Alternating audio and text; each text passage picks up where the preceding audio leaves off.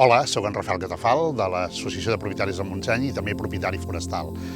El bosc és un lloc meravellós al qual hi podem vindre a caminar i gaudir-ne, però sempre amb respecte. Hi ha gent que hi viu i hi treballa. Moltes vegades hi podem accedir-hi lliurement, però hem de ser conscients que majoritàriament estem entrant en una propietat privada. A nivell de Catalunya, el 76%, i en el cas del Montseny on estem ara, el 85% són finques privades. A part de la fauna autòctona que hi pugui haver-hi a l'espai, penseu que us podeu trobar ramats d'ovelles, vaques, cavalls que estan pasturant. Sobretot no els destorbeu, i si aneu amb el vostre gos, porteu-lo sempre lligat. Si us agrada fer excursions, passeu sempre pels itineraris ja marcats, per evitar entrar a casa d'algú.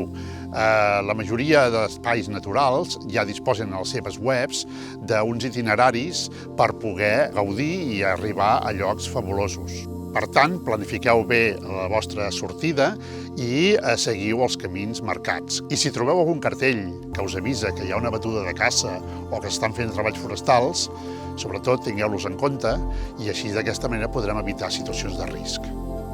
Els boscos és molt important que estiguin ben gestionats, i més ara amb els efectes i l'amenaça del canvi climàtic.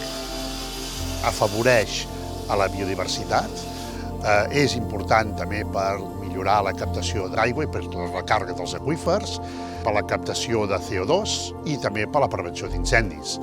Hem de tenir en compte que quan es talen els boscos hi ha la supervisió d'uns tècnics forestals que ho autoritzen i ho aproven.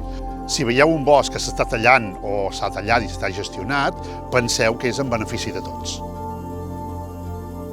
Abans de venir a la natura, entreu a la web espaisnaturals.cat. Podreu veure les normatives i recomanacions de cada espai natural.